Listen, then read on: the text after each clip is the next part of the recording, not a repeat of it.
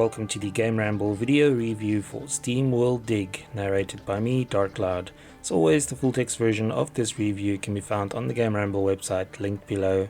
The TLDR is that SteamWorld Dig makes the transition from 3DS to PC flawlessly and loses none of its addictive charm along the way. Carving out your own mining tunnels while avoiding or killing the enemies is loads of fun, and there's always one more power or upgrade to tempt you back. Gameplay receives a 9 out of 10. SteamWorld Dig is polished, entertaining and incredibly addictive. Graphics receives a 9 out of 10. The visuals consist of charming high-definition 2D graphics. Sound receives a 9 out of 10. The game features some Western flavored tunes and spot-on sound effects. The overall score for SteamWorld Dig is 9 out of 10. And now for the full review.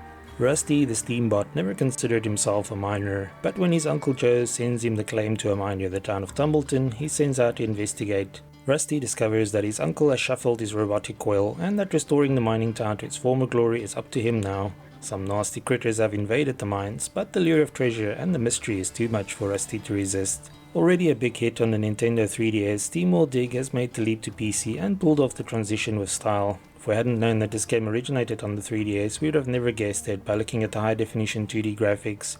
The steampunk meets Western world ideas have been done before, but the characters and creatures in this game pack so much charm that it's hard not to get sucked in. Your goals in the game are pretty simple, but without wanting to resort to puns, there is much more depth than you might think. You dig through the underground world to mine all kinds of minerals and then return to town to convert your spoils into cash. The cash can then be used to purchase items and upgrades, which makes your next trip a bit easier. As you exchange more minerals in town, your level increases, which unlocks new goods at the shops. The town also begins to prosper at higher levels and new merchants start setting up shop. There are different types of rock and dirt to tunnel through, so your initial pickaxe doesn't cut it for long. Upgrading your equipment enables you to dig deeper and find more precious mineral that brings in more cash. It might sound like a grind, but while you're playing, tedium will be the furthest thing from your mind. Upgrading your equipment will get you far, but in true Metroidvania fashion, some areas are only accessible with new abilities. As you explore the caves and caverns, you encounter doors that lead to separate puzzle areas. Complete these and Rusty is rewarded with brand new power, such as double jumping or exchanging his pickaxe for a drill. The steampunk theme of the game means that most of your special abilities require some water to use.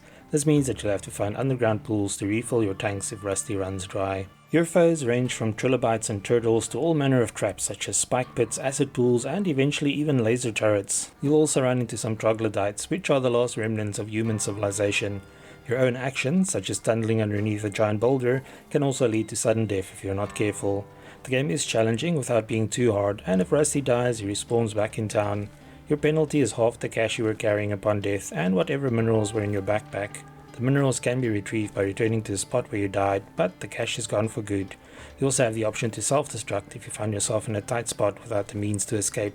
Rusty is a pretty nimble character, but thankfully the controls are very responsive. We played the game using a controller and had no problem pulling off any of the moves. Rusty can only drill in 4 directions, while standing on solid ground, but items such as dynamite and a particular special ability makes the job easier later. The game has no crafting, but you must keep track of resources. Water is used to power your abilities, while you need to monitor your light source to prevent the darkness from closing in. Shops also sell ladders and lanterns, which are helpful in exploring the depths, but you can only carry limited quantities. Enemies drop some resources, but you must return to town periodically to empty your backpack of minerals and stock up on supplies. Don't worry about making the whole trek back up and down each time, as teleporters shorten the journey. The game features some nice western sounding tunes and spot-on sound effects. There is no voice acting, instead the robots all have distinctive mechanical sounding voices when they speak. SteamWorld Dig also has a great sense of humor, and it's always worth chatting to the merchants in town for a laugh. Image and Form clearly spent some time polishing up this title for its PC release, and it shows. The visuals look great in high definition, and the frame rate remains rock solid throughout. Our only complaint is that there's only one very well done boss encounter, and the entire game can be completed in about 3 hours. Some Steam achievements add a bit of longevity, and the game is addictive enough that you'll find yourself returning even after the credits have rolled to see what you missed. We actually started the game up again after completing it to take a few screenshots for the review, and what was supposed to take a few minutes turned into another hour as the game sucked us back in.